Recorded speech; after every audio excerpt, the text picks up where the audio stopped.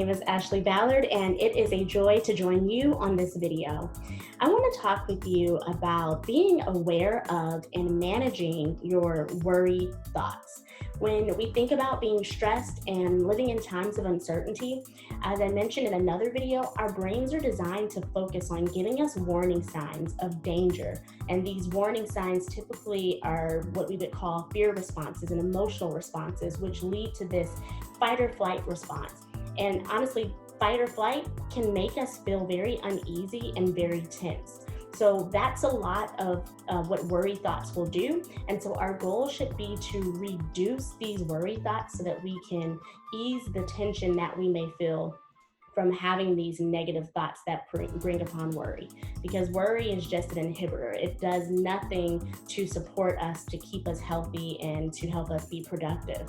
So when we think about how we can make ourselves feel better, how we can control these worry thoughts, I want to give you 3 steps. One step is identify your thoughts. Ask yourself, what would my worry thought say if I actually wrote it out in a complete sentence? The reason why you want to consider writing out this worry thought is because when we actually see it, a lot of times we are able to realize just how negative and harmful the thought may be. If we see it written out and allow it to leave just being inside of our head, when we're able to see it on paper, it does something to our brain, and it triggers us in a different way where we'll say, wow, this is actually not helpful at all. And then you're able to plug in alternative thoughts that may be more positive, more supportive, and more healthy to think. The next is to examine the facts. If you try to determine just how true the thought is, or maybe you'll end up finding that it's only partially true. And then you want to think, how reasonable is this thought? Because it may not be reasonable at all. It may not be something that could even be possible, but yet we're thinking it anyway. So when you examine the facts, it helps you realize that, you know what, it's not worth me thinking this at all, because chances of this happening are slim to none. Now, however, you may find that it's actually very factual and it's probable that this worry thought could take place, but you want to ask yourself, is it helpful and productive for me to dwell and think about this anyway? For instance, you may think about a loved one who is sick, and your brain may take you to a place where you begin to think of the worst outcomes possible. Doctors may have said that a particular outcome may take place. Now, even if some things are true that we hear about, when we dwell on it and we think about it over and over, it's actually not helpful for us. We end up making ourselves emotionally and mentally and even physically unwell, not well, when we think about negative worry thoughts. So you want to evaluate, is it true? Is it partially true? Is it reasonable? And is it helpful or productive for me?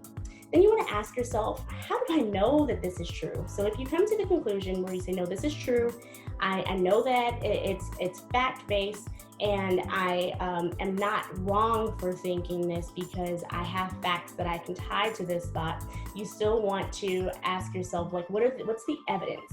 And is the evidence in that thought true? Because then you may find that it's not, even though it's supported by fact, it's not supportive to you and your health and the productivity that you would like to be able to exhibit.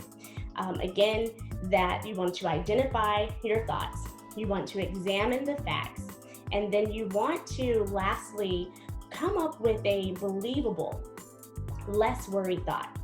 So you want, say if it is in regards to sickness and someone that you know, then you want to say, they can get better. What if, even if you tie a what if to it, you ask yourself, what if they recover? What if I am able to find a new job? What if I am able to see a family member that I haven't been able to see in a long time? So when you begin to just stir up this what if possibility within you, then you end up really tapping into a place of hope. And then your mind says, yeah, hey, what if? Then you start thinking about all of the additional possibilities that are tied to this particular what if. So you want to either completely reframe that negative thought or at least even tie a what if to it, but a positive what if. So if you've been dealing with the negative aspect of this worry thought, then you want to tie a positive what if, an alternative, whatever that negative thought is, you want to find the opposite that makes it positive, and you say, what if it's this? What if it doesn't turn out to be that bad after all? And then you allow yourself to tap into hope, tap into joy that is not ever just removed from you. It's just about shifting your lens and seeing life and circumstance through a different perspective.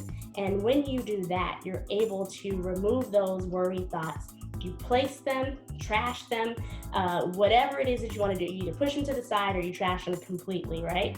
But whatever you do is that you don't let them stay in your mind. You remove them and you tame them, and you allow yourself to identify positive alternatives. I hope this is helpful. Remember to be aware of them. Don't ignore them. But then once you're aware of these worry thoughts, you have the power to manage them.